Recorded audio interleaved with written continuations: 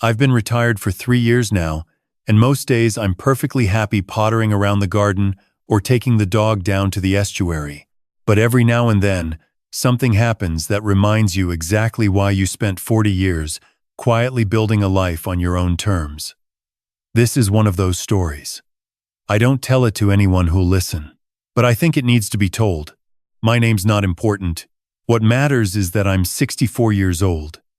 I live just outside Hamilton, and I spent the better part of my working life as a civil engineer on roading projects across the Waikato. Not glamorous, not the sort of thing that impresses people at dinner parties. But it paid well, it paid consistently, and by the time I hit my late 50s, I'd paid off the house, had a decent KiwiSaver, and drove a 2019 Hilux that still looked good as new because I actually maintained it properly. I met my partner.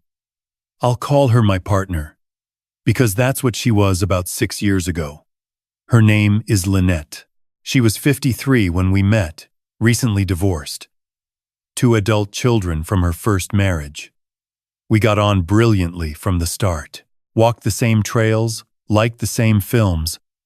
Both preferred a good steak over anything fancy. After 2 years of dating, we moved in together.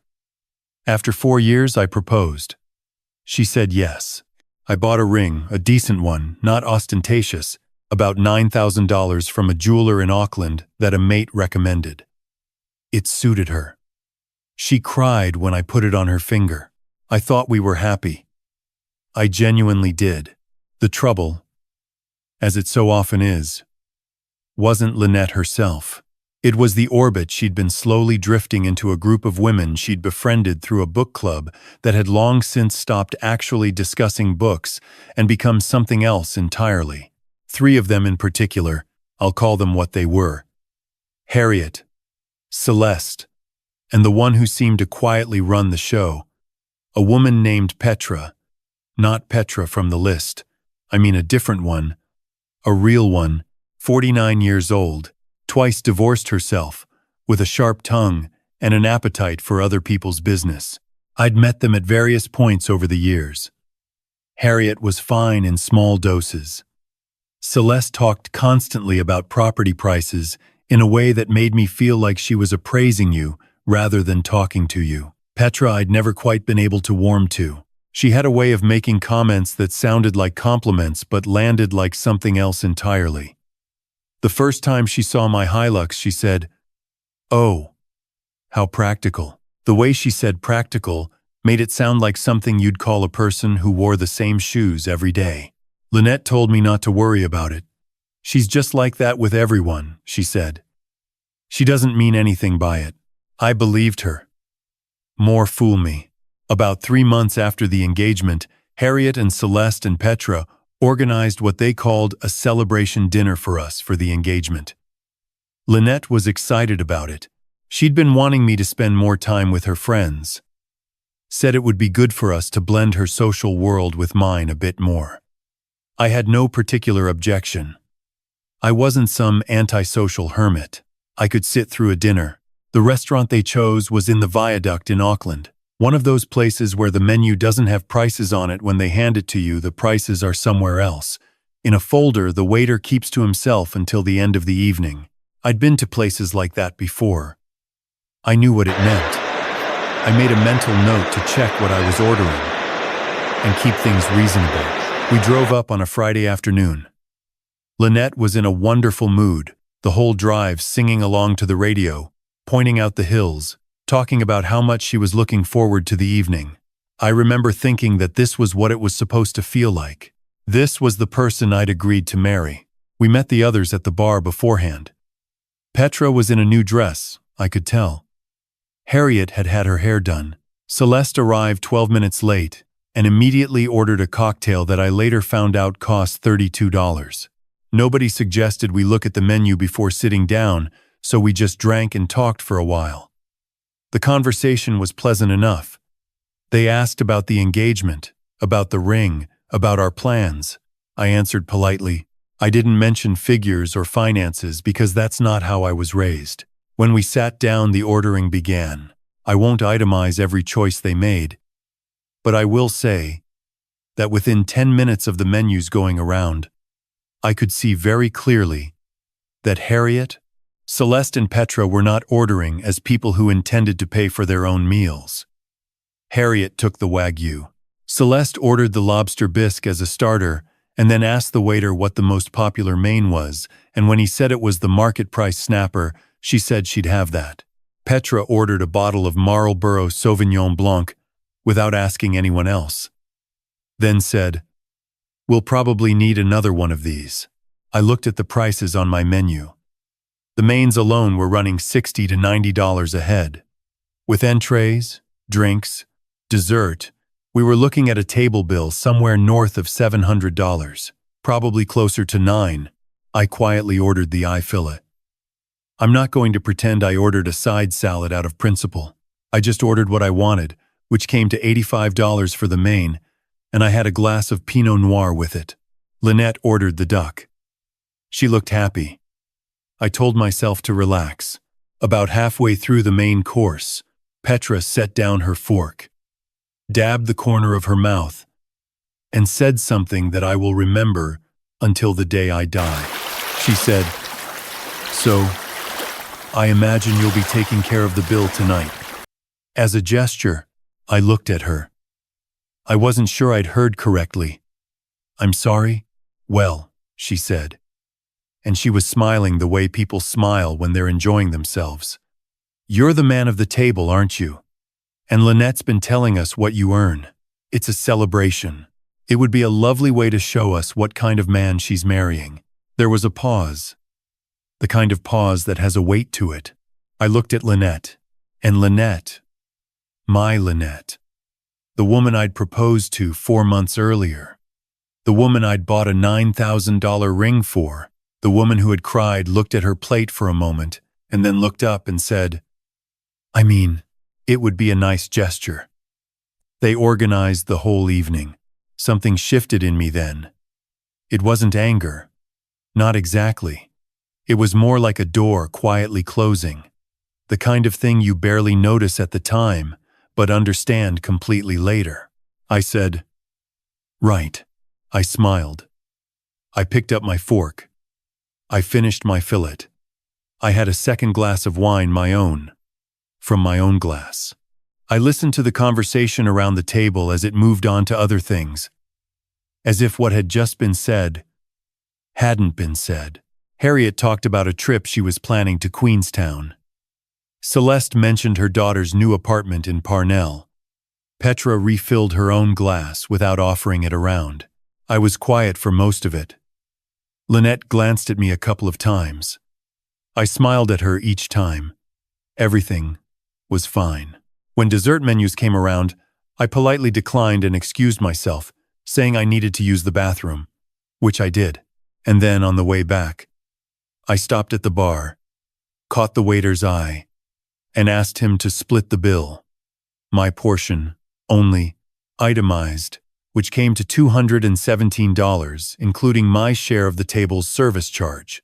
I paid it on my card, added a $20 tip for the waiter specifically because he'd been excellent, pocketed my receipt, and walked back to the table. I sat back down. Petra was describing something about a bathroom renovation. Nobody had noticed I'd been gone longer than expected. A few minutes later, the dessert orders had been taken, and I leaned over to Lynette and said, quietly, "I've settled my portion of the bill." She looked at me. "What?" "I've paid for what I had," I said. "My main, my drinks, my share of the service."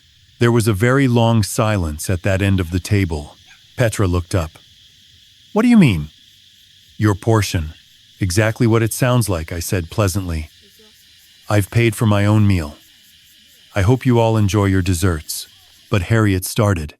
"I wasn't made aware this was a hosted evening when we made the booking," I said. "Had I known you expected me to cover the table, I'd have had the conversation beforehand." I paused. "Actually, I probably would have suggested a different restaurant." Celeste put her spoon down. "That's incredibly rude." "Is it?" I said. I wasn't being confrontational. I was genuinely, mildly curious. I was told this was a celebration dinner. I came, I celebrated, I paid for what I consumed. I don't think that's rude. I think it's fair. Petra turned to Lynette. Are you going to say something? And Lynette, I watched it happen. I watched her choose, said, Owen, this is embarrassing. I looked at her for a moment. Then I folded my napkin, placed it on the table, and stood up. Have a lovely evening, I said. To everyone. Calmly. And I left. I walked out through the restaurant, past the bar where the waiter gave me a small nod, through the glass doors, and out into the Viaduct air. It was a Friday night, and the waterfront was full of people. I found a bench near the water and sat on it for a while. It was about 9:30. There were lights on the boats in the harbor. A group of young blokes walked past, laughing about something. I wasn't angry. I want to be clear about that. I was sad. There's a difference. Anger is hot, and it moves. Sadness just sits with you. My phone started buzzing at 9:42. Lynette. I let it go to voicemail. Then a text. Where are you? Then another. Owen. Please answer. Then Petra's name appeared. I had her number from a group chat I'd been added to against my will, and her message said, This is absolutely unacceptable behavior. I put the phone in my pocket. I walked back to the hotel we'd booked for the night, which was 3 blocks away. I went to the room, poured myself a glass of water from the bathroom tap, sat in the chair by the window, and watched the lights of the city for a while. Lynette came back at about 11:15. I'd been half expecting her to stay out, to make a point of it, but she came back. She'd clearly had more to drink. She stood in the doorway for a moment looking at me. That was humiliating, she said. For whom? I asked. For me. For all of us. You just walked out. I paid my bill and left, I said. That's all. They were my friends. They organized that dinner for us. They organized a dinner at a restaurant with $90 mains and then expected me to cover the table without any prior discussion, I said. That's not a celebration. That's a shakedown. You're being dramatic. Lynette. I looked at her. You told her what I earn. She didn't say anything. You told Petra my salary. And then she used it to justify why I should pay for $700 worth of food and wine that I didn't order. I paused. And when she said that to me, you agreed with her. I just thought, what did you think? She sat on the edge of the bed. She looked tired. I thought it would be a nice gesture.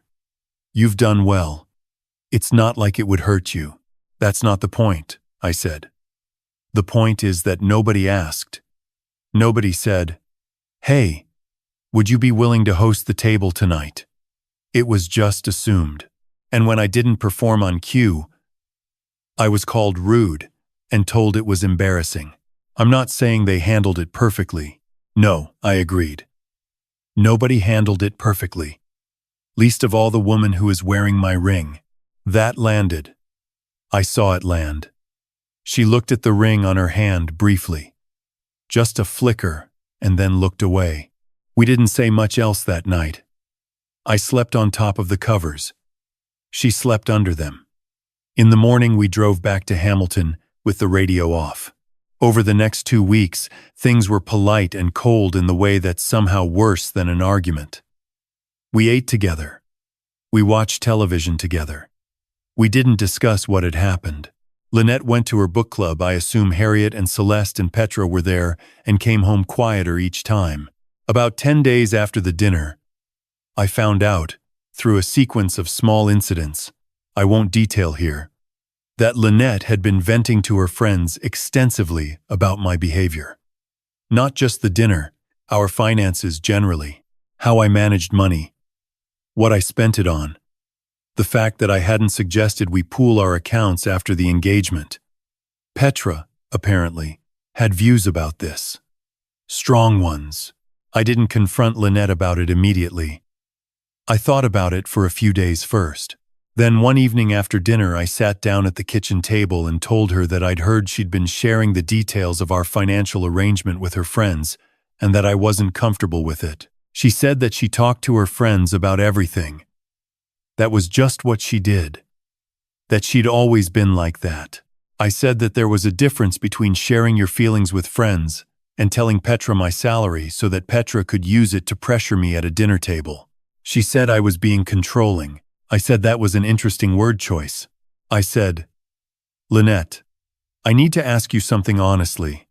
Do you think what they did that night was okay?" She was quiet for a moment.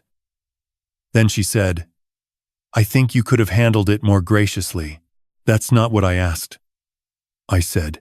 Another silence. "I think," she said slowly, "that you have a very rigid sense of fairness that sometimes makes you inflexible." I looked at her. She looked at the table. "Right," I said. I went to bed at 9 o'clock. In the morning, I called my solicitor. I'm not going to dress this up as something dramatic. I didn't deliver some devastating speech. I didn't throw anything. I told Lynette, plainly and quietly, that I didn't think we wanted the same things from a relationship, and that I thought the engagement had been a mistake. She cried. That was genuinely hard. I'm not made of stone. We'd been together for 6 years and I had loved her. And some part of me still did. And watching someone cry is never easy, especially when you're the cause of it. But I had sat in that restaurant and watched her choose when given the chance to say something honest. To say, actually, this isn't how we planned this evening.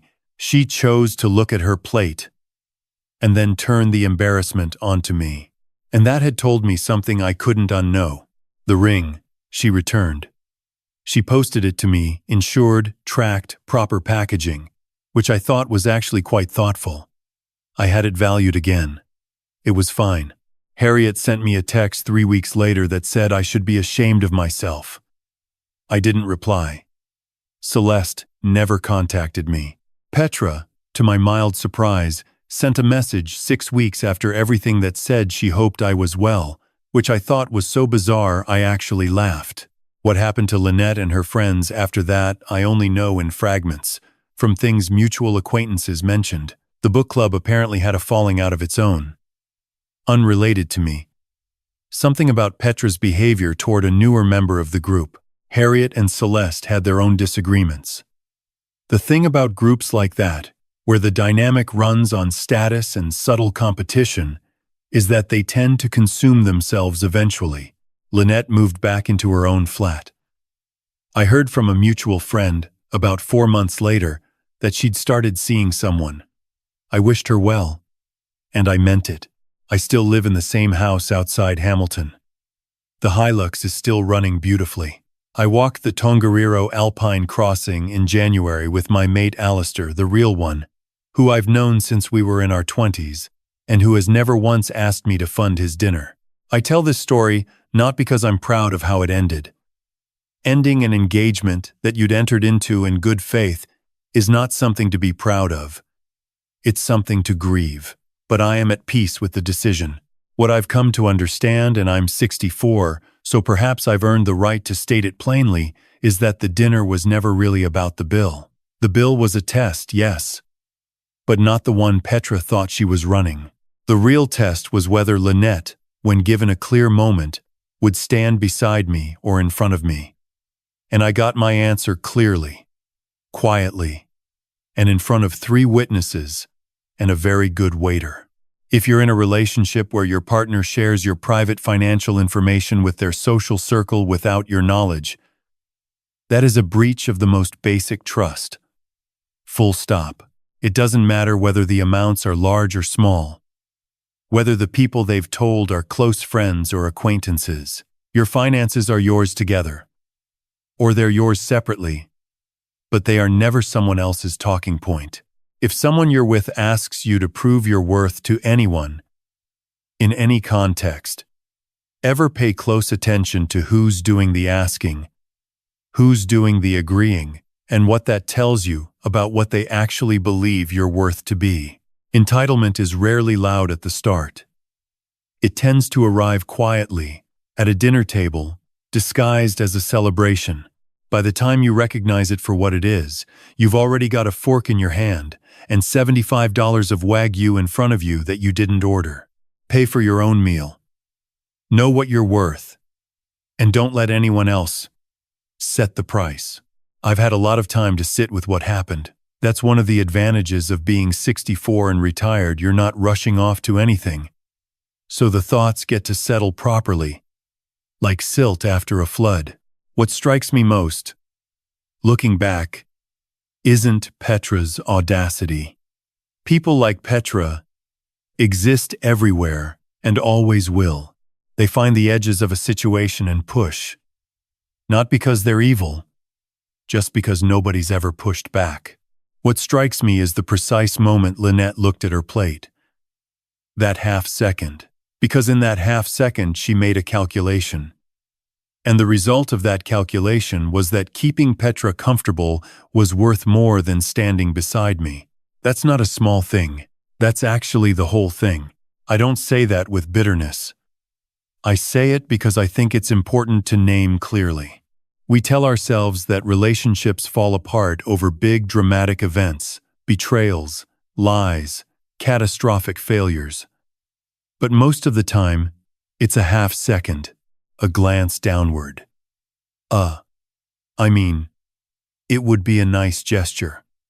The architecture of a relationship is built or dismantled in those tiny moments, and most people are so uncomfortable with conflict that they never look at the blueprints until the roof caves in. I was that person once, when I was younger. I kept the peace. I let things slide. I told myself that accommodation was the same thing as kindness. It isn't. Accommodation without honesty is just postponed damage. Every time you let something pass that shouldn't pass, you're not avoiding a problem. You're storing it somewhere. It will cost you more later. What I did at that restaurant wasn't petty. I want to be clear about that, because I've thought about it enough to be sure. I didn't leave to hurt Lynette. I left because staying smiling, handing over my card, laughing it off would have been a lie. It would have said, "This is acceptable," and it wasn't acceptable. Not the demand, and not the agreement. There's a kind of courage that doesn't look like courage from the outside. It looks like a man quietly folding his napkin and walking out of a restaurant. It doesn't make a scene. It doesn't deliver a speech. It just removes itself from a situation that has declared, plainly, what it thinks of you. That takes more composure than anger does. The cause and the consequence in this story are straightforward. Lynette chose her friend's approval over her partner's dignity, not once but consistently at the table, in the car, in the kitchen, 2 weeks later. And the consequence of that was the end of something that had genuinely been good. That's not punishment. That's just how choices work. Every choice carries its result inside it, like a seed. You don't always see what grows until later.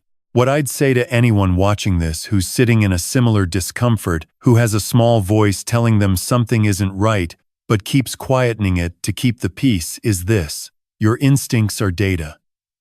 They are not overreactions. They are information gathered by years of living, and they deserve to be taken seriously. Intelligence isn't just what you know. It's the willingness to act on what you observe, even when acting is harder than looking away. I'm not telling you to walk out of restaurants. I'm telling you to know what you're worth before someone else decides for you, and to choose the people who already know it, without needing to be shown.